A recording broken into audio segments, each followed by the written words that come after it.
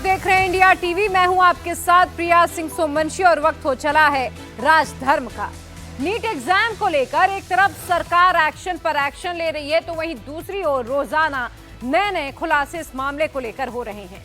दिल्ली से लेकर पटना तक और महाराष्ट्र के लातूर से लेकर झारखंड तक जांच जारी है। और नौबत ये आ गई है कि जो सरकार बार बार ये कह रही थी कि कहीं कोई पेपर लीक हुआ ही नहीं है, अब उसी सरकार ने मामले की सीबीआई जांच के आदेश जारी कर दिए हैं। लेकिन नीट के पेपर लीक के कितने किरदार हैं, ये सवाल हम सबके सामने बना हुआ है। ईओयू की टीम हजारीबाग के ओएसएस स्कूल क्यों पहुंची? ईओयू ने एजुकेशन मिनिस्ट्री को अपने रिपोर्ट में क्या कहा? पेपर लीक के चश्मदीद का क्या कहना है? आज आपको पेपर लीक के बड़े घोटालों के बारे में मैं विस्तार से बताऊंगी। पेपर लीक का वो सच भी दिखाऊंगी जहां तक अब तक ना तो सीबीआई पहुंच पाई है और ना ही ईओयू की टीम पहुंच पाई है। इंडिया टीवी ने उस शख्स को ढूंढ निकाला है जहां पर सवाल रटवाए गए थे, प्रश्न पत्रों और आंसर को जलाया गया था। जो उस शख्स से भी हम आपको मिलवाएंगे, उसका कबूलनामा भी सुनवाएंगे। केंद्रीय अन्वेषण ब्यूरो यानी कि सीबीआई अब नीट यूजी एग्जाम में धांधली की जांच करेगी, पेपर लीक के एक एक सबूत को खंगालेगी। लेकिन अब तक जहां जहां जांच एजेंसी नहीं पहुंच पाई, इंडिया टीवी की टीम वहां पहुंच गई है। इंडिया टीवी 4 मई को यानी कि नीट एग्जाम से पहले की रात को पटना के लर्न एंड प्ले स्कूल में क्या हुआ था, छात्रों को लेकर कौन पहुंचा था, किसके कहने पर छात्रों को यहां पर ठहराया गया, क्या मकान मालिक को इस बात की भनक थी, ये सब जानने के लिए इंडिया टीवी की टीम पटना के उसी गांव जा पहुंची जहां लर्न एंड प्ले स्कूल की बिल्डिंग का मालिक रहता था। पूछताछ में कई चौंकाने वाली बातें सामने आई हैं। प्रभात रंजन जो मकान मालिक है, उसने आशुतोष नाम के एक शख्स को बिल्डिंग किराए पर दिया है। आशुतोष का दोस्त है मनीष, जो मध्य के संपर्क में था, यानी कि जो मध्यम के संपर्क में था। मनीष बीमा एजेंट का भी काम करता था। मध्यम ने बच्चों को ठहराने के लिए जगह का इंतजाम करने के लिए कहा। मनीष ने अपने फ्रेंड आशुतोष को यह भी बताया, यह भी बात कही, और आशुतोष जिस बिल्डिंग में रहता है उसका ग्राउंड फ्लोर खाली था। आशुतोष ने मनीष के लिए हामी भर दी और 4 मई की रात क्या क्या हुआ वो आपको मैं बताऊंगी विस्तार से। मनीष 5-7 बच्चों को लेकर उसी बिल्डिंग में पहुंचा था। नीट 2024 परीक्षा की रात क्या क्या हुआ? प्रभात रंजन जो मकान मालिक है, जो बिल्डिंग सामने आई, आशुतोष प्रभात का किराएदार है और मनीष आशुतोष का दोस्त बताया जाता है। मनीष ही वो व्यक्ति है जो 5-7 बच्चों को लेकर पहुंचा था। मध्यम मनीष के गांव का ही रहने वाला है और मध्यम के जरिए ही जो छात्र जिनसे डील की गई थी, जिनसे लाखों रुपए लिए गए थे परीक्षा के नाम पे, मध्यम के जरिए ही उन छात्रों को लाया गया था। ये बहुत बड़ा खुलासा इंडिया टीवी पर है, ध्यान से देख लीजिए। जहां सीबीआई की टीम नहीं पहुंच पाई है, जो बातें अभी सामने नहीं आई हैं, वो मैं इस वक्त आपको बता रही हूं कि कैसे इस पेपर लीक का जो पूरा नेक्सस है, ये पटना ही नहीं बल्कि अलग अलग इलाकों में पटना की ये पूरा फैला हुआ है। प्रभात रंजन ये वो किरदार है जिसका मकान था। आशुतोष प्रभात का किराएदार था। आशुतोष प्रभात के घर पर ही रहता था। वो पूरी बिल्डिंग प्रभात ने आशुतोष को किराए पर दी थी।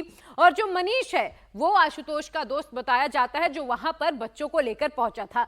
मध्यम मनीष के माध्यम से ही आपको बता दें कि मिला था। मध्यम मनीष के गांव का ही रहने वाला है और दोनों आपस में दोस्त बताए जाते हैं। मध्यम के जरिए ही छात्रों को लाया गया था।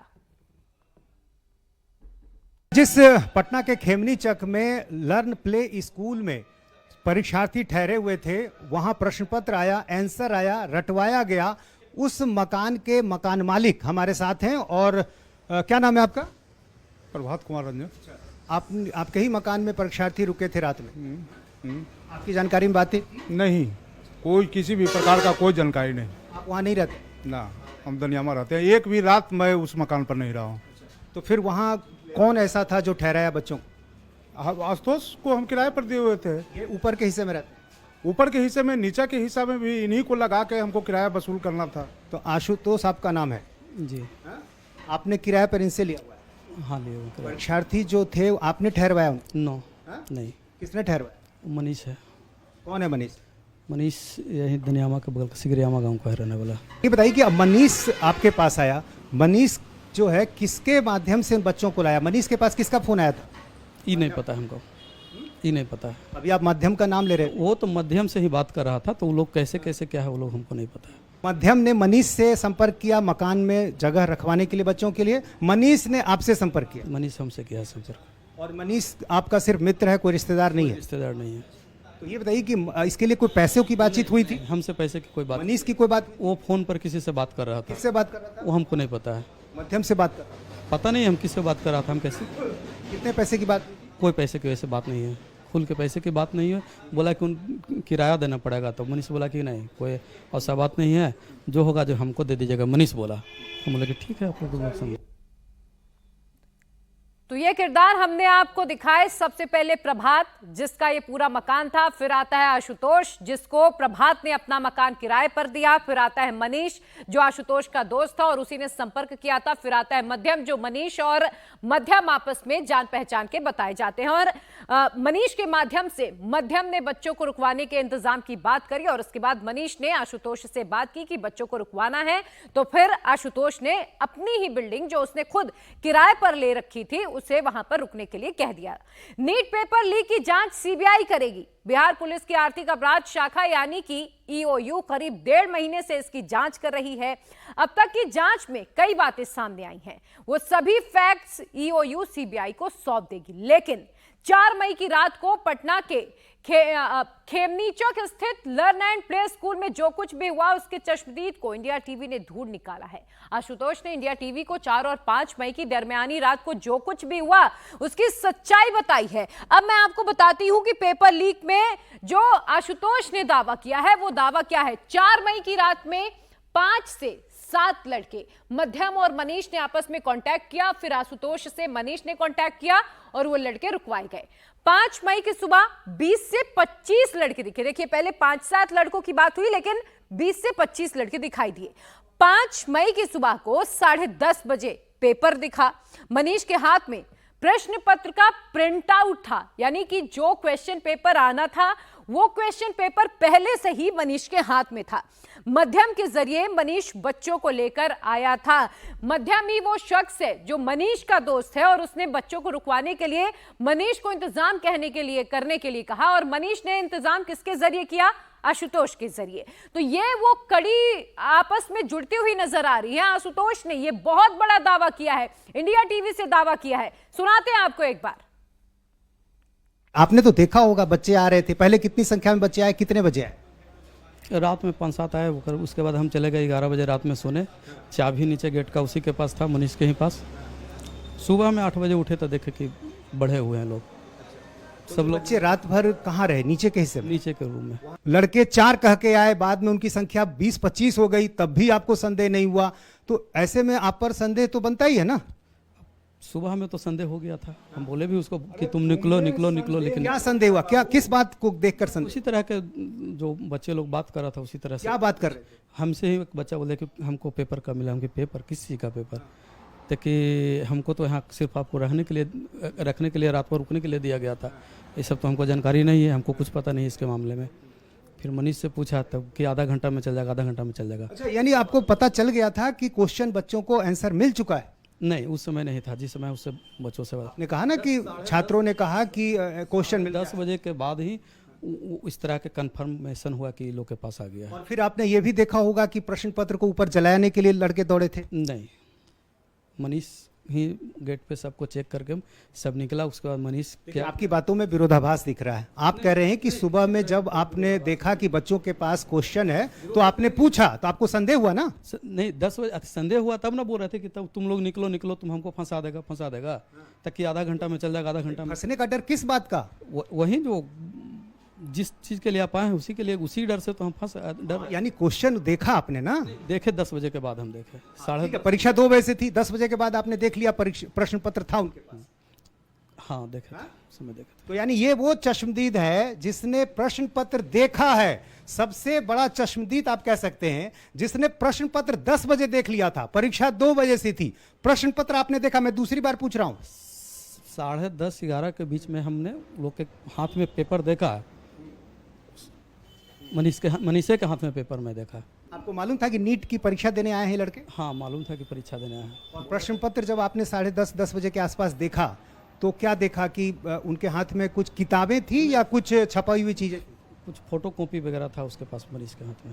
सारे बच्चों के हाथ में थी? नहीं, मनीष को हम सिर्फ देखे, बच्चों के हाथ में मैंने नहीं देखा। क्या उनको कोई निर्देश दे रहा होगा मनीष की भाई जल्दी याद करो, जल्दी रट लो, समय कम है, 2 बजे से परीक्षा? हम आगे रूम में बैठे हुए थे, वो पीछे में था, पीछे रूम में था, हम आगे वाला रूम में बैठे हुए थे।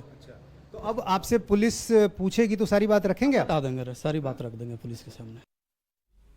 तो देखिए, सवाल यह भी है कि अगर आशुतोष ने देख लिया था क्वेश्चन पेपर मनीष के हाथ में या बच्चों के हाथ में, तो उसने पुलिस को इन्फॉर्म क्यों नहीं किया? मनीष ही वो शख्स है जिसने मध्यम से बात की थी और छात्रों को लेकर यहां आया था। और ऐसे में इंडिया टीवी की टीम मनीष के गांव भी गई और मनीष के बारे में जानने की कोशिश की, तो ये जानकारी सामने आई कि मनीष पहले भी एक मामले में जेल जा चुका है। पटना के खेमनी चक में लर्न प्ले स्कूल में परीक्षार्थियों को मनीष ने रखवाया था। हम पहुंचे हैं मनीष की तलाश में उसके घर। मनीष की मां हमारे साथ हैं। क्या नाम है आपका? सुषमा देवी। मनीष अभी कहाँ है? अभी सर पटना में रहता है। लेकिन मोबाइल बंद है उसका। हो सकता है बंद, हम तो अभी नहीं किए हैं। आपसे बात कब हुई है पिछली बार? 3 दिन हुआ है सर। अच्छा, तो आपको जानकारी मिली है कि मनीष की बात क्यों सामने आ रही है, हम लोग क्यों मनीष को ढूंढ रहे तो हैं? हम सुन रहे हैं कि प्रभात भैया के रूम में वो खोजा था, तो ये बता दिया था कि भैया इनको लोग के दे दीजिए। नहीं, सिर्फ बताया ही नहीं था बल्कि उन बच्चों के हम साथ तो पूरी जानते हैं रात जो घर बोलते में हैं रहा सर, था। हम जानते हैं जो बोलते हैं और हमको क्या पता है। बाकी वो हम ऐसा आप पूछे, सामाजिक लड़का है, समाज में किसी का भलाई करता है, बुराई नहीं करता। अब तो शक के घेरे में आपका बेटा भी है ना, क्योंकि जो घेरा में बच्चे है तो सच्चाई प्रश्न आवेगा पत्र ना। लीक कर रहे थे, जो वहां पर पूरे सेटर मौजूद थे, उनके बीच वो पूरी रात रह रहा था, यानी उनकी मिली भगत थी मनीष की। अब तो वो तो वही ना बता सकता है सर, हम तो गांव में हैं, हमको क्या पता है, हैं? तो और घर में कौन लोग रहते? क्या है कि हमें हैं, वो हस्बैंड हैं, वो विकलांग भैंसुर हैं, बाकर पर चलते हैं। मनीष पहले भी कभी जेल वगैरह गया है क्या? कहे ना कि कौची के हाली बेटा, जगबड़ में सबके भलाइए ना करे गेले हाल, आज एक पकड़ के जेल में ठूस दिल के। अच्छा, कब की बात है ये? 2 साल होले है। गांव में किसी को भलाई करता, बुराई नहीं करता। अच्छा, पटना में रहकर अभी क्या करता है? संस्था का काम लिखा पढ़ी करता। कौन सी संस्था? सामाजिक संस्था जो है जनता, हम कोई एनजीओ है उसके लिए काम करता है? हाँ हाँ। तो वहाँ अकेले रहता है? न पूरे परिवार के बाल बच्चा पढ़ने जोग ना है, एगो आईए में गया है, एगो अगला साल मैट्रिक में जाएगा, एगो पोता है, 3 गो बाल बच्चा, एगो अपने 5 गो है। मनीष इन लड़कों के संपर्क में कैसे आया होगा? आखिर जो लड़के परीक्षार्थी थे, बाहर में रहता है, बाहर में किससे संपर्क हुआ का हुआ, तो वही ना बता सकता है सर। तो मनीष की मां को आप सुन रहे थे, जो बता रही हैं कि 2 साल पहले भी किसी मामले में उनके बेटे को जेल भेजा गया था। इधर पेपर लीक मामले में बिहार पुलिस की आर्थिक अपराध शाखा यानी कि ईओयू अब तक 19 लोगों को गिरफ्तार कर चुकी है, जिसमें 13 लोगों की गिरफ्तारी और पहले हो चुकी थी। 6 लोगों की गिरफ्तारी देवघर से की गई है। जिन लोगों की गिरफ्तारी 5 और 6 मई को हुई है, उसमें सिकंदर यादवेंद्र, नीतीश और अमित आनंद हैं। उसके बाद कल पुलिस ने देवघर से चिंटू और पिंटू को गिरफ्तार किया है। बताया यह जा रहा है कि ये दोनों सॉल्वर गैंग के सरगना संजीव मुखिया के हैंडलर्स हैं। और अब जिन लोगों का नाम सामने आया है, उसमें प्रभात रंजन, आशुतोष, मनीष और मध्यम का नाम सामने आया है। मध्यम मनीष के गांव का ही रहने वाला है और उसी के कहने पर ही मनीष ने आशुतोष के यहां छात्रों को ठहराया था। मनीष ने बताया था कि मध्यम के जरिए बच्चे यहाँ पर आए थे, इसलिए हम मध्यम की तलाश में उसके घर पहुंचे हैं। ये मध्यम का घर है, मुझे आसपास के लोगों ने बताया कि ये मध्यम का घर है। तो मध्यम कहाँ है? पता नहीं सर, हम लोग नहीं जानते। तो अभी तुमको मालूम है कि मध्यम को क्यों ढूंढा जा रहा है? नहीं सर। हाँ? मध्यम को क्यों ढूंढा जा रहा है ये जान रहे हो? तो हमसे जान लो। बताइए। मध्यम पर आरोप है कि उसने नीट परीक्षा के परीक्षार्थियों को पटना के खेमनी चक में एक मकान में रखवाया था। हम लोग को तो नहीं पता है। ऐसा काम पहले भी कर चुका है ना? हम तो यहाँ आए ना मामा के शादी में। तो मध्यम है कहाँ? नहीं पता हम लोग को। कितने साल का है वो? 28-29। यहाँ कब तक था वो? यहाँ तो नहीं है, हम यहाँ नहीं रहते हैं। तो तो एक तरफ जहां नीट यूजी की परीक्षा में गड़बड़ी की जांच सरकार ने सीबीआई को सौंप दी, तो वहीं दूसरी तरफ सुप्रीम कोर्ट के आदेश के बाद रिजल्ट में ग्रेस मार्क्स पाने वाले 1563 कैंडिडेट्स के लिए आज री एग्जाम हो रहा है। री एग्जाम दोपहर 2 बजे एग्जाम शुरू हुआ और शाम 5:20 तक चलेगा। इसके लिए 6 शहरों में सेंटर्स बनाए गए, लेकिन एक सेंटर चंडीगढ़ का भी है जहां एक भी छात्र री एग्जाम देने नहीं पहुंचा। आज चंडीगढ़ में जो नीट का री एग्जाम होना था, री टेस्ट होना था, 2 बच्चों के लिए सेंटर बनाया गया था सेंट जोसेफ स्कूल का, लेकिन बच्चे नहीं आए, लिहाजा अब ये सेंटर जो है वो बंद कर दिया गया है। टीचर जो है वो जानकारी दे रहे हैं। Everybody for your kind cooperation on behalf of St. Joseph School principal ma'am and the school management. Thank you so much. Yes, we are time is up. The children have not. Thank you. तो ये बच्चे जो हैं वो exam देने के लिए नहीं आए हैं, लिहाजा अब गेट जो है वो बंद किया जा रहा है। 1:30 बजे तक का समय था और 1:30 बजे के बाद इंतजार किया गया। जब बच्चे नहीं आए तो अब ये गेट बंद कर दिया गया है, लिहाजा 2 बच्चों ने जिनका ये सेंटर बनाया गया था वो अब यहाँ नहीं पहुंचे हैं। लिहाजा हालांकि सुप्रीम कोर्ट की तरफ से भी ये कहा गया था कि ये उनके ऊपर डिपेंड है कि वो एग्जाम देना चाहते हैं नहीं देना चाहते हैं। अगर वो एग्जाम जो है देते हैं तो उनके जो नए स्कोर होंगे, जो नए मार्क्स होंगे उनको कंसीडर किया जाएगा, नहीं तो ग्रेस मार्क्स जो मिले थे वो काट करके जो एक्चुअल मार्क्स होंगे वो कंसीडर किया जाएगा। बहरहाल यहाँ पर 2 बच्चे जो हैं वो नहीं पहुंचे हैं। एनटीए द्वारा आयोजित परीक्षाओं में गड़बड़ी को लेकर एजुकेशन मिनिस्ट्री ने भी बड़ा एक्शन लिया है। क्या एक्शन लिया है वो भी आपको विस्तार से बताएंगे। शिक्षा मंत्रालय ने जो 4 बड़े एक्शन लिए हैं उसके बारे में आप विस्तार से जान लीजिए। पहला यह है कि एनटीए चीफ सुबोध कुमार सिंह को कल हटा दिया गया है और उनकी जगह प्रदीप सिंह को एनटीए की कमान सौंपी गई, यानी कि प्रदीप सिंह अब डीजी नए हैं एनटीए के। नीट यूजी की परीक्षा की सीबीआई जांच होगी, सीबीआई के हाथों इसकी जांच सौंप दी गई है। नीट पीजी एग्जाम जो होना था उसे स्थगित कर दिया गया है, हालांकि इसकी नई डेट्स का ऐलान फिलहाल नहीं किया गया है। पेपर लीक पर सरकार ने सख्त एक्शन लिया है। लगातार विवादों के घेरे में सरकार भी बनी हुई थी और एनटीए चीफ भी विवादों के घेरे में थे, जिसके चलते शिक्षा मंत्रालय ने बड़ा एक्शन लिया है। सरकार की ओर से यह बड़ा एक्शन है जहां एनटीए चीफ सुबोध कुमार सिंह को कल बर्खास्त कर दिया गया, उन्हें उनके पद से हटा दिया गया है और उनकी जगह रिटायर्ड आईएएस अधिकारी प्रदीप सिंह खरोला को एनटीए की नई कमान सौंपी गई है। प्रदीप सिंह एनटीए के डीजी बन गए हैं। नीट यूजी की परीक्षा की जो जांच है वो सीबीआई को सौंप दी गई है और नीट पीजी एग्जाम जो होना था उसे फिलहाल स्थगित कर दिया गया है और ये बताया गया है कि जल्द ही नीट पीजी एग्जाम जो स्थगित किया गया है उसकी नई डेट्स का ऐलान जल्द आएगा। पहली बात तो अपना नाम बताइए। हमारा नाम हरिओम दुबे, मैं यूपी कन्नौज से आया हूँ, हर्ष का पिता हूँ मैं।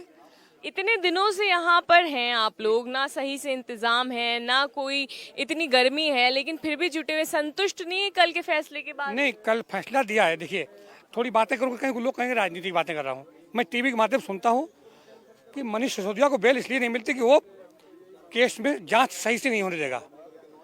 तो ये जो आपने 1 महीना लगाया है सीबीआई जाँच करने में, इतने में एनटीए में बैठे हुए जो कर्मचारी हैं, जो उनकी मशीनों से मिस्टेक हुआ है, जो ओमाशीट भरी हैं, वो तो मिटा देंगे।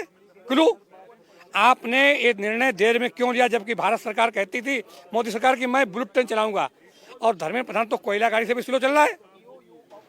नेट पे क्विक फास्ट यानी कि बुलेट ट्रेन और नीट पर कोयला गाड़ी।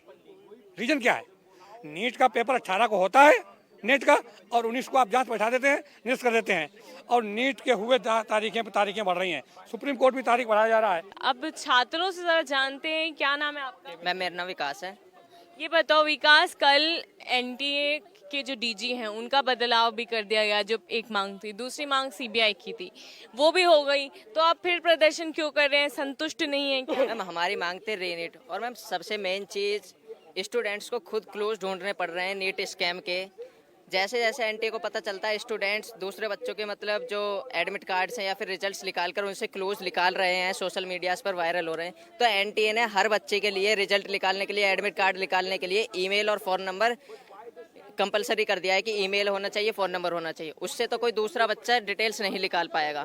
बट मैम, हमें कैसे पता चलेगा कि किस बच्चे के साथ स्कैम हुआ है या किस बच्चे के साथ गड़बड़ी हुई है, ये चीज़ हम नहीं पता कर पाएंगे। अब क्या मांग है? कह रहे हैं कि सीबीआई जांच मांग वो पूरी हो गई, डीजी एनटीए को हटा दिया गया, नए डीजी आ गए, अब और क्या? देखो, डीजी एनटीए को हटा दिया गया है, पर इससे निर्णय क्या हुआ? जो प्रेजेंट में बच्चे ने परीक्षा दी, जिसने 2024 में नीट की परीक्षा दी, जो इस बार स्कोर किया पर वो अपनी सीट पे नहीं पहुंच पा रहा है, जो अवैध लोग वहां पर पहुंच गए हैं उन्हें नहीं हटा पा रहा है, और डायरेक्टर बदल जाने से ये तो नहीं बदल गया कि रीनीट दोबारा हो गया है। मांग क्या है? नीट दोबारा होनी चाहिए। आवश्यकता क्या है? उन छात्रों की जरूरत है, उन डॉक्टरों का, देश को उन डॉक्टरों की आवश्यकता है जो देश के भविष्य को बचा सके, ना कि उन डॉक्टरों की आवश्यकता है जो देश के भविष्य को बेच सके, ना कि उनकी आवश्यकता है जो किडनियां बेच सके। सोल्यूशन दो आप। डॉक्टर मोनिका, मेरे बेटे ने नीट का एग्जाम, दिल्ली से हूँ, मेरे बेटे ने नीट का एग्जाम दिया, उसके 653 मार्क्स हैं, और जब एनटीए ने मार्कशीट रिलीज की थी एक दिन पहले, तो एज पर प्रीवियस ईयर्स काउंसलिंग ट्रेंड्स हम एक्सपेक्ट कर रहे थे कि उसको एक अच्छा गवर्नमेंट मेडिकल कॉलेज मिल जाएगा। उसके बाद वेरी नेक्स्ट डे उसकी रैंक देख के वी वर वेरी डिसअपॉइंटेड। उसकी 26,000 रैंक है, 26,000 प्लस रैंक है उसकी।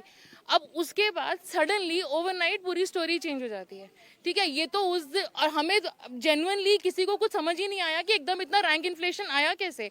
ये तो वो 718, 719 वाला जो पकड़ा गया मामला, वहां से समझ में आया कि यहाँ कुछ घपले हुए। ग्रेस मार्क्स, अरे भाई कौन से कॉम्पिटिटिव एग्जाम में ग्रेस मार्क्स दिए जाते? आज उन्हीं बच्चों को ये परीक्षा भी है ग्रेस मार्क्स वाले। मैम, ग्रेस मार्क्स का कंसेप्ट ही गलत है। आप कॉम्पिटिटिव एग्जाम में जहां एक क्वेश्चन पे हजारों रैंक डिसाइड होती है, आप ग्रेस मार्क्स दे कैसे सकते हो? बाद में पता लगता है जी वहां तो कोई टाइम डिले था ही नहीं। तो देखिए, ये उन छात्रों के पेरेंट्स का गुस्सा है जिनके बच्चे इस एग्जाम में बैठे थे, लेकिन उनका भविष्य अधर में लटक गया है और एनटीए भी सवालों के घेरे में है। और एनटीए ने इस महीने में 4 एग्जाम कंडक्ट कराए, जिसमें से 2 को रद्द किया गया, जबकि 2 एग्जाम को स्थगित करना पड़ा, और इसीलिए एनटीए सवालों के घेरे में आ गई। एनटीए ने शेड्यूल से 10 दिन पहले नीट यूजी का रिजल्ट 4 जून को जारी किया था, जिसके बाद से ही विवाद हो गया।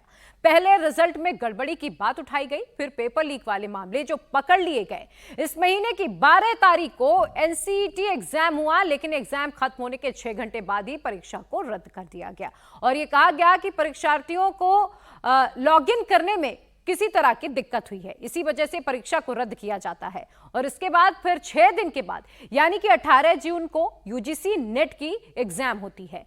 अगले दिन 19 जून को ही एनटीए ने एग्जाम को रद्द कर दिया और यह कहा गया कि इसमें पेपर लीक होने की खबरें सामने आई हैं। फिर 25 जून को सीएसआईआर नेट की परीक्षा होनी थी, लेकिन एग्जाम से 4 दिन पहले यानी कि 21 जून को ही परीक्षा को स्थगित कर दिया गया और इसकी वजह अपरिहार्य कारण बताए गए। इसके बाद आज 23 जून को नीट पीजी की भी परीक्षाएं होनी थी, लेकिन परीक्षा शुरू होने से ठीक 11 घंटे पहले एग्जाम को स्थगित कर दिया जाता है और इसमें भी पेपर लीक होने की आशंका जताई जाती है और इसीलिए यही वो कारण है जिसके चलते एनटीए पर कई तरह के सवाल खड़े हो रहे हैं।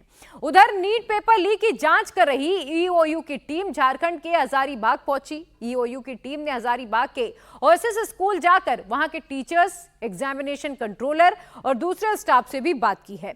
दरअसल पटना में जो पेपर लीक हुआ था, यह कहा जा रहा है कि वो हजारीबाग के इसी एग्जामिनेशन सेंटर से लीक हुआ था, क्योंकि पटना में जले हुए प्रश्न पत्र के जो अवशेष मिले थे उसमें बुकलेट नंबर 61364888 लिखा हुआ था, जो हजारीबाग के इसी सेंटर का था। इस मामले में ईओयू ने एफएसएल जांच के आदेश और एनटीए से प्रश्न पत्र की ओरिजिनल कॉपी की मांग की थी। हालांकि 1.5 महीने के बाद अब एनटीए ने ईओयू को उपलब्ध कराए हैं वो क्वेश्चन पेपर जिसकी मांग की गई थी, जिसके बाद ईओयू की टीम आज हजारीबाग पहुंच गई और इस पूरे मामले की जांच कर रही है। इस पूरे मामले में हजारीबाग के डीसी से भी पूछा गया तो वो कुछ भी बोलने से इनकार कर दिए। कुछ जो सूचनाएं प्राप्त हो रही हैं विभिन्न सूत्रों से और मीडिया के ही माध्यम से, तो इसकी कोई जानकारी जिला स्तर पर अभी हमें नहीं है किसी भी लेवल पे, बट अगर ऐसी कोई बात है या सूचना है तो हम लोग आगे जरूर इसको सॉल्व करने में सहयोग करेंगे। अभी हमें इसके बारे में आधिकारिक रूप में या किसी भी स्तर से किसी प्रकार का कोई इन्फॉर्मेशन प्राप्त नहीं है। पेपर लीक कांड में एक के बाद एक नए खुलासे हो रहे हैं, तो दूसरी तरफ इस केस में एक्शन भी जारी और इस वक्त एक बड़ी खबर आ रही है। पेपर लीक केस में सीबीआई ने पहली एफआईआर दर्ज कर ली है। कल ही सीबीआई को इस केस की जांच सौंपी गई थी। शिक्षा मंत्रालय ने सीबीआई नीट एग्जाम में हुए विवाद की जांच की सिफारिश की थी और अब सीबीआई जांच करेगी। नीट एग्जाम में हुए जो विवाद है उसकी सिफारिश की गई थी कि सीबीआई इसकी जांच करे और अब ये पूरा मामला सीबीआई के हाथों सौंप दिया गया है। सीबीआई इस पूरे मामले की जांच करेगी। नीट पेपर लीक मामले में पहली एफआईआर सीबीआई ने दर्ज कर ली है। ये कल ही खबर आई थी कि सीबीआई इस पूरे मामले की जांच करेगी और सीबीआई ने एक्शन लेते हुए आपको बता दें कि पहली एफआईआर इस पूरे मामले में दर्ज कर ली है। सीबीआई ने जो एफआईआर दर्ज किया उसके सबूत ईओयू ने सीबीआई को सौंपे हैं। नीट यूजी एग्जाम में पटना में पेपर लीक हुआ, इसके सबूत बिहार पुलिस के आर्थिक अपराध शाखा के पास है। उनके पास गिरफ्तार आरोपियों का स्टेटमेंट है जिसमें उन लोगों ने कबूला है कि जो प्रश्न और आंसर की उनसे रटवाए गए एग्जाम में हूबहू वही क्वेश्चंस आए थे। साथ ही गिरफ्तार आरोपी सेटर्स ने भी ये कबूल किया है जिससे ये माना गया है कि 30 से 32 लाख रुपए लेकर पेपर लीक कराए गए थे। दूसरा ये भी है कि पटना पुलिस को जले हुए प्रश्न पत्र और आंसर के अवशेष मिले हैं जिसका बुकलेट नंबर हजारीबाग का है। एनटीए की ओरिजिनल कॉपी के बाद इसे सही माना जा रहा है। साथ ही सेटर्स के पास से जो व्हाट्सएप चैट मिले हैं जिससे ये जानकारी सामने आई कि जो पेपर लीक हुए हैं उसे रांची मेडिकल कॉलेज के 10 पीजी के छात्रों ने सॉल्व किया था। अब ईओयू की टीम इन सभी 10 छात्रों की तलाश में है कि आखिर वो छात्र कौन हैं। नेशनल टेस्टिंग एजेंसी यानी कि एनटीए में सुधार के लिए 7 सदस्यीय एक टीम भी बनाई गई है। इसरो के पूर्व प्रमुख के राधाकृष्णन की अध्यक्षता में यह टीम सुधार की सिफारिश करेगी। इस टीम में डॉक्टर के राधाकृष्णन के अलावा दिल्ली एम्स के पूर्व director doctor Randeep Guleria, central university Hyderabad के वीसी प्रोफेसर बीजे राव, कुलपति आईआईटी मद्रास के पूर्व प्रोफेसर राममूर्ति के, पीपल स्ट्रॉन्ग के को फाउंडर पंकज बंसल, आईआईटी दिल्ली के डीन आदित्य मित्तल और संयुक्त सचिव गोविंद जायसवाल भी शामिल हैं। यह कमेटी 2 महीने के भीतर अपना रिपोर्ट सौंपेगी जिसमें इस बात की सलाह देगी कि एग्जाम में गड़बड़ियों को रोका कैसे जाए, इसे कैसे इसका जो स्ट्रक्चर है वो तैयार किया जाए, पेपर लीक से कैसे निपटा जाए। एनटीए के स्ट्रक्चर फंक्शन पर भी सिफारिश होगी। साथ ही डेटा सुरक्षा प्रोटोकॉल में सुधार पर भी ये जो कमेटी बनाई गई है, ये जो एक टीम बनाई गई है, वो अपनी जो कमेटी जब रिसर्च करेगी, जो जो तथ्य सामने आएगी उसकी रिपोर्ट सौंपी जाएगी। परीक्षाओं में गड़बड़ी को कैसे रोका जाए इसके लिए सरकार ने कमेटी बना दी है।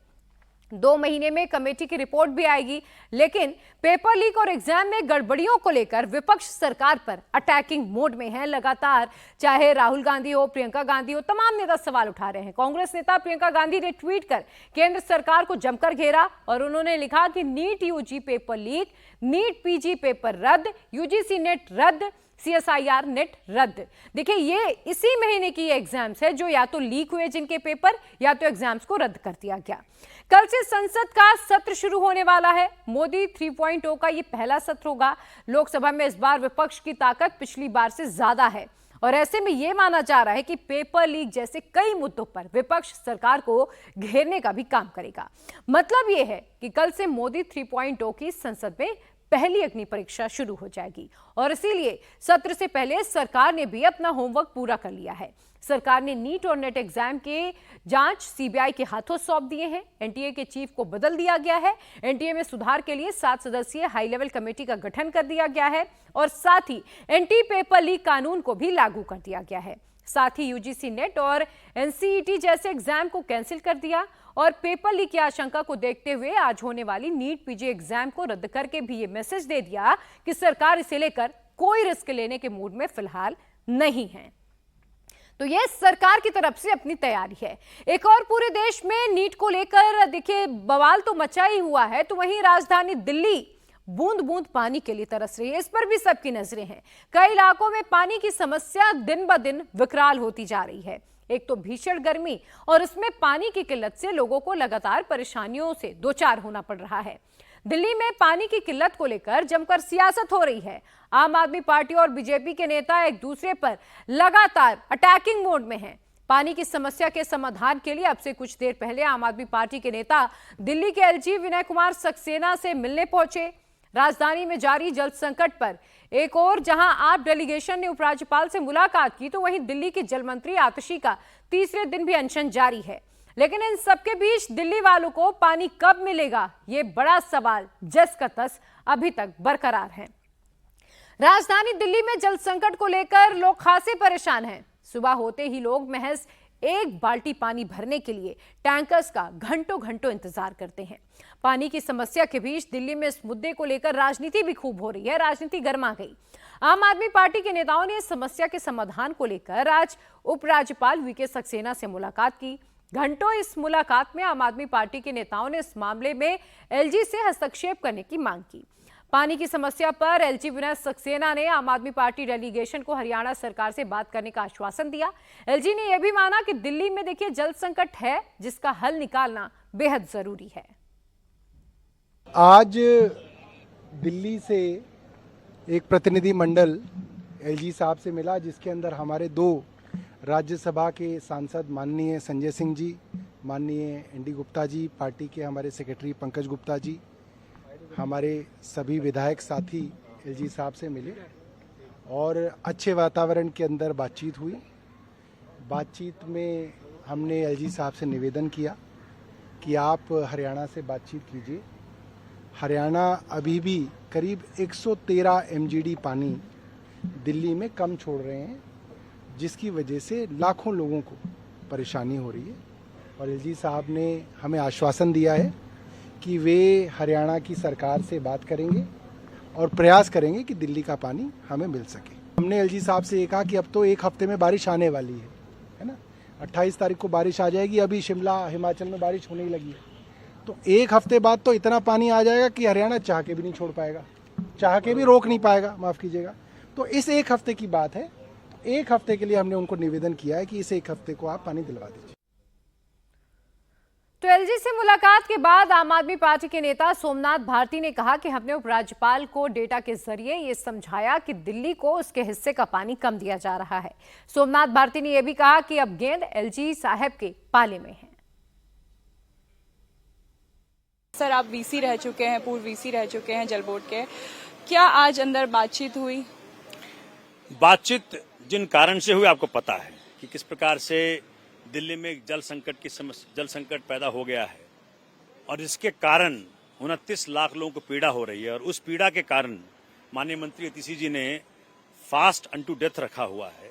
ये अपने आप में बहुत बड़ी घटना है पूरे विश्व के लिए कि कोई मंत्री अपने सारे सुख सुविधाओं का त्याग करके जनता के लिए फास्ट अनटू डेथ रख ले, गांधी जी के मार्ग पर चलकर दिखाए, अपने आप में बहुत बड़ी घटना है। तो केजरीवाल जी के नेतृत्व में इस प्रकार के हर व्यक्ति त्याग करने को उतारू है जनता के लिए। आज माननीय सांसद संजय सिंह जी और एनडी गुप्ता जी और माननीय मंत्री सौरभ भारद्वाज जी के नेतृत्व में पूरा डेलीगेशन गया था और सौरभ जी बकायदा डेटा लेके गए थे कि कैसे कल 17 एमजीडी का डेफिसिट था, आज 113 एमजी का डेफिसिट है। तो इसको हमने बकायदा डेटा के साथ एलजी साहब को उनके सामने रखा कि आप देखें कि हम कोई हवा में बात नहीं कर रहे हैं। तो एलजी साहब को भी लगा कि डेटा इसके पास, इसका मतलब सच है। क्योंकि हरियाणा की तरफ कोई मेजरमेंट डिवाइस नहीं है, डिवाइस है सिर्फ हमारे तरफ।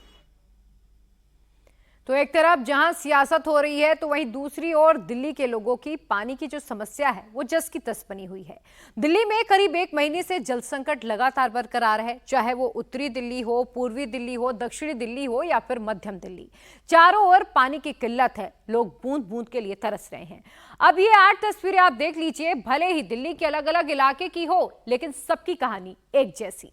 नेहरू विहार, गीता कॉलोनी, चिल्ला गांव, आनंद पर्वत, मोती नगर हो, कृष्णा नगर हो, शहादरा, न्यू अशोक नगर, हर ओर पानी के लिए एक ही जैसी मारामारी है।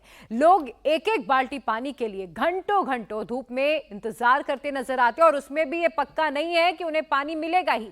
कई लोगों को कई बार बिना पानी के ही वापस लौटना पड़ता है। दिल्ली में पानी की समस्या कब खत्म होगी, इसका कोई जवाब किसी के भी पास नहीं है। राजधानी के 30 से ज्यादा इलाकों में करीब महीने भर से जल संकट जारी है। राजधानी में रहने वाले करीब 28 लाख लोग पानी की किल्लत से इस वक्त जूझ रहे हैं और आलम यह है कि पानी की चोरी रोकने के लिए दिल्ली पुलिस के जवानों की ड्यूटी लगाई गई। हर दिन लोग पानी के लिए टैंकर्स के पीछे भागते नजर आते हैं और जैसे ही टैंकर आता है अपनी एक बाल्टी भरने के लिए लोग एक दूसरे पर टूट पड़ते हैं। कई बार तो ऐसा भी होता है कि लोगों की लड़ाई तक हो जाती है। राजधानी दिल्ली जल संकट से जूझ रही है तो दिल्ली सरकार में जल मंत्री आतिशी अनिश्चितकालीन अनशन पर जा बैठी। आज आतिशी के अनशन का 3रा दिन है। आतिशी का आरोप यह है कि हरियाणा उनके हिस्से का पानी उन्हें मुहैया नहीं करवा रहा है। आतिशी भोगल के जंगपुरा में अनशन पर बैठी हैं। उनका कहना है कि जब तक हरियाणा सरकार दिल्ली के हक का पानी नहीं देती वो अनशन नहीं खत्म करेंगी। आज भी उन्होंने एक संदेश जारी किया। आतिशी का ये कहना है कि हथनीकुंड बैराज में पानी है, लेकिन जिस गेट से दिल्ली के लिए पानी छोड़ा जाता है वो बंद कर दिया गया और वहां से पानी छोड़ा ही नहीं जा रहा है। हरियाणा सरकार कहती है कि हमारे पास पानी ही नहीं है, हम दिल्ली को पानी कहाँ से दे दें। लेकिन कल बहुत सारे पत्रकार हथनीकुंड बैराज गए जहाँ से दिल्ली के लिए पानी छोड़ा जाता है। वहाँ पे सबने फ़ोटो ली, वीडियो दिखाई और उसमें साफ साफ दिख रहा है कि हथनीकुंड बैराज में पानी है, उसमें पानी भरा हुआ है, लेकिन जिन गेट से दिल्ली के लिए पानी छोड़ा जाता है उस गेट को बंद किया गया है, वहाँ से पानी नहीं छोड़ा जा रहा है। तो मेरी हरियाणा सरकार से हाथ जोड़ के विनती है कि आप हथनीकुंड बैराज के दरवाजे खोल दीजिए, उसके गेट खोल दीजिए, दिल्ली वालों का पानी छोड़ दीजिए। दिल्ली वालों के जो हक का पानी है वो उन्हें मिलना चाहिए। जब तक हरियाणा सरकार दिल्ली वालों को अपने हक का पानी नहीं देगी, जब तक हथनीकुंड बैराज के गेट नहीं खोलेगी, तब तक ये अनिश्चितकालीन अनशन जारी रहेगा। तो दिल्ली की जल मंत्री आतिशी जंगपुरा की भोगल कॉलोनी में अनशन पर बैठी हैं, लेकिन वहां के लोगों का यह कहना है कि आतिशी सुबह 10 बजे धरना स्थल पर आती हैं और फिर दोपहर को 2 बजे वापस चली जाती हैं। जंगपुरा के लोग भोगल में अनशन को लेकर सवाल उठा रहे हैं। जंगपुरा की भोगल कॉलोनी में इस समय दिल्ली की जल मंत्री का अनशन चल रहा है। क्या सोचना है दिल्ली के लोगों का इस अनशन के बारे में, पानी की समस्या के बारे में? अंकल जी, यहाँ पे आतिशी जी जो हैं वो अनशन कर रही हैं, आप भी देख रहे हैं। आपको लगता है कि पानी की समस्या का इससे हल निकलेगा? करेंगे। ये अनशन से पानी का कैसे हल हो जाएगा ये बताओ, क्योंकि ये अनशन में बैठी है तो पानी का समस्या कैसे हल होगी? कौन बैठ रही है? अरे यहाँ बैठा कौन है? कौन भी नहीं बैठा हुआ। ये तो अब रास्ता बंद करके हम पब्लिक को परेशान कर रखा है। 1 घंटे के लिए आती है, एसी चल रहे हैं, बैठ के चली जाती है, शाम को फिर 1 घंटे के लिए आएगी और चल देगी। आप लगातार देख रहे हैं कि कुछ समय बिल्कुल कुछ नहीं, 1 घंटे के लिए आती है, सुबह और शाम 1-1 घंटा, इससे ज्यादा नहीं आती है। बीजेपी, कांग्रेस भी आम आदमी पार्टी को घेर रही है, कह रही है कैसा अनशन है, ऐसा अनशन किसी ने नहीं देखा। नहीं देखा तो हमने भी नहीं है जी, पार्टी वाले का हमें कोई मतलब नहीं, लेकिन इस तरह से हमने नहीं देखा। अनशन का मतलब होता है कि रेगुलर बैठना। तो ये पटना सुबह जरा बाबूजी ने बोला कि सुबह आए शाम को आए, शिफ्ट में काम हो रहा है और बाकी अपना क्या कर रहे हैं क्या नहीं कर रहे हैं। अनशन में तो ये होता है कि लाइव सबके सामने बैठे रहो, दिखना चाहिए कि भाई ये अनशन में बैठी हुई है। दिल्ली के एलजी भी आम आदमी पार्टी सरकार के रवैये पर सवाल खड़े कर रहे हैं। एलजी ने आप नेताओं का नाम लिए बगैर कहा कि दिल्ली के नेताओं का मकसद राजनीति करना है। उन्होंने संकट को अवसर में बदल दिया और आप सरकार पड़ोसी राज्यों पर दोष मढ़ रही है, जिससे पड़ोसी राज्यों में नाराजगी है क्योंकि उनके पास भी पानी की कमी है। एलजी ने यह भी कहा कि किसी भी राज्य की सरकार का काम है कि ये तय करे कि पानी की समान आपूर्ति हो, लेकिन केजरीवाल सरकार ने कोई भी सुधार पिछले 10 सालों से नहीं किया है। एलजी आप सरकार पर लापरवाही का आरोप लगा रहे हैं, तो वहीं बीजेपी आम आदमी पार्टी के नेताओं की नीयत पर सवाल उठा रही है। दिल्ली में जल संकट को लेकर आप और बीजेपी में आपस में जुबानी जंग ठन गई है। आतिशी के अनशन को बीजेपी जहां नौटंकी बता रही है, तो आम आदमी पार्टी नेताओं का कहना है कि प्रधानमंत्री नरेंद्र मोदी दखल देकर हरियाणा सरकार से पानी दिलाएं, जबकि बीजेपी आप नेताओं पर चोरी और कालाबाजारी का आरोप लगा रहे हैं। आपका ये कहना है इस पर कि दिल्ली को 100 MGD पानी मिल रहा है, जबकि बीजेपी का आरोप है कि आप नेता पैसे लेकर अपने लोगों को पानी को बेच दे रहे हैं। दिल्ली में पानी की कमी से 28 लाख लोग इस वक्त बेहाल हैं और इसके लिए बीजेपी और आप सरकार एक दूसरे को आपस में जिम्मेदार ठहरा रहे हैं। आप सरकार के मंत्रियों का यह कहना है कि हरियाणा सरकार ने दिल्ली के हक का पानी रोक लिया है, जबकि बीजेपी ये कह रही है कि हरियाणा सरकार से दिल्ली को हिमाचल से ज्यादा पानी दिया जा रहा है। दिल्ली बीजेपी अध्यक्ष वीरेंद्र सचदेवा हमारे साथ बातचीत के लिए मौजूद हैं। सर, जिस तरीके से जल संकट है, आतिशी प्रदर्शन कर रही हैं, अनशन कर रही हैं, सौरभ भारद्वाज आप पे आरोप लगा रहे हैं कि हरियाणा सरकार पानी नहीं दे रही, इस वजह से दिल्ली में जल संकट है। अरविंद केजरीवाल, आतिशी मार लेना, सौरभ भारद्वाज, संजय सिंह, ये चेहरे अलग अलग हैं, लेकिन नीयत तो सबकी एक ही है कि कैसे झूठ बोलना और कैसे दिल्ली को लूटना। हरियाणा सरकार अपने दस्तावेज दिखा चुकी है। हरियाणा सरकार के, दिल्ली सरकार के अधिकारी बैठ गए, उन्होंने भी चेक कर लिया कि हरियाणा पानी पूरा दे रहा है। रोज़ उनका बुलेटिन आ जाता है कि हम पानी सरप्लस दे रहे हैं। उसके बावजूद दिल्ली में पानी आने के बाद जो चोरी होता है, पानी गायब हो जाता है, टैंकर माफिया लूट के ले जाता है, उस पर ये कुछ नहीं बोलते। बार बार हरियाणा, हिमाचल और पंजाब से पानी क्यों नहीं मांगते? पंजाब में इनकी सरकार है, एक शब्द नहीं बोलेंगे। दिल्ली में आम आदमी पार्टी की सरकार है। आज इस सरकार को चाहिए था कि जहाँ जहाँ पानी की किल्लत है, जहाँ जहाँ पानी के टैंकर पे लोग टूट रहे हैं, उस व्यवस्था को ठीक करना, पानी के टैंकरों की सप्लाई सुनिश्चित करना, चोरी रोकना। लेकिन ये सारे काम छोड़ के एक धनशन पे बैठ गए, वो भी तथाकथित धनशन जो 2 घंटे के लिए अनशन पे बैठते हैं, उसके बाद ख़त्म, एसी कमरों में जाके छुप जाते हैं।